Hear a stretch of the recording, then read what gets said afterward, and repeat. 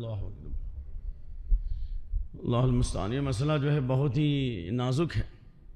جب اللہ کے نبی صلی اللہ علیہ وسلم کی حدیث ہے اذا اقیمت الصلاۃ فلا تقوموا حتى ترونی، اگر فرض نماز کی اقامت بھی ہو جائے تو اس وقت تک کھڑے نہ ہو جب تک کہ امام کو دیکھ نہ لو، یعنی مجھے دیکھ نہ لو.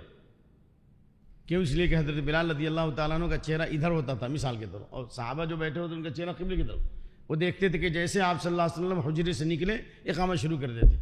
کبھی کبھی آپ کو راستے میں رکنا پڑتا، یعنی کوئی باہر کا کوئی شخص آیا، وفد آیا، کوئی سوالات کرنے کے لیے، کسی وجہ سے تاخیر ہو گئی اور جب تک صحابہ کھڑے ہوئے ہیں تو آپ نے فرمایا اگر اقامت بھی ہو جائے لیکن امام پر نگاہ نہ پڑے تب تک کھڑے نہ ہو. اس میں اشارہ ہے کہ من باب اولا اقامت شروع نہیں ہوئی اور اقامت شروع ہونے سے پہلے ہی آپ کھڑے ہو گئے گھڑی دیکھ کر، یہ صریح طور پر حدیث کی مخالفت ہر مسجد میں ہو رہا ہے.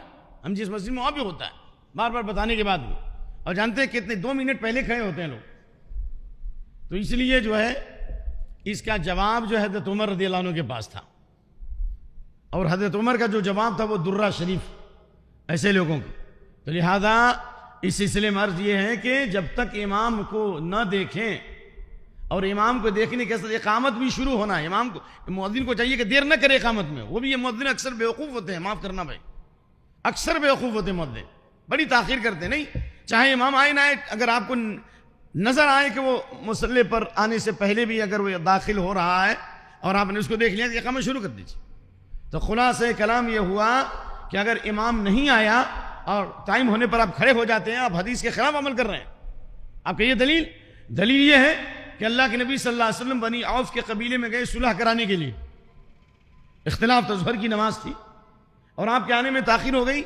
صحابہ کرام کھڑے نہیں ہوئے بلکہ ابو بکر رضی اللہ عنہ کے پاس گئے، کہا کہ آپ امامت کریں گے؟ تو کہا کہ اگر آپ چاہو گے تو کریں گے.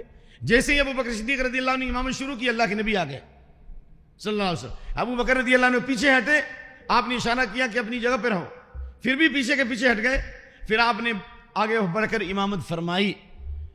تو یہ مسئلہ ہے کہ اللہ کے نبی صلی اللہ علیہ وسلم موجودگی میں ابو بکر صدیق رضی اللہ عنہ کی امامت جو ہوئی وہ یہ کہ صحابہ کے کہنے کے بعد، اس سے پہلے جب تک ابو بکر صدیق تیار نہیں ہوئے اور جب تک اقامت نہیں ہوئی اس وقت تک کسی صحابی کا کھڑا ہونا ثابت نہیں ہے. ہاں مسئلہ یہ ہے کہ 2 منٹ باقی آپ تحیۃ المسجد نہیں پڑھ سکتے.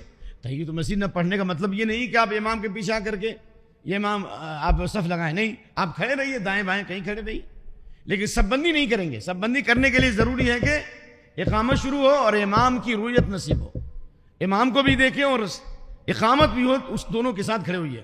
البتہ بعض علماء نے کہا کہ اگر امام موجود ہے اور اقامت شروع ہونے سے پہلے بھی اگر لوگ کھڑے ہو جائیں تو کوئی حرج نہیں ہے، لیکن حق اور ثواب یہ ہے کہ اقامت میں جلدی ہونی چاہیے اور اقامت کے ساتھ ساتھ امام کی رؤیت ہو اور اس کے ساتھ لوگ کھڑے ہوں.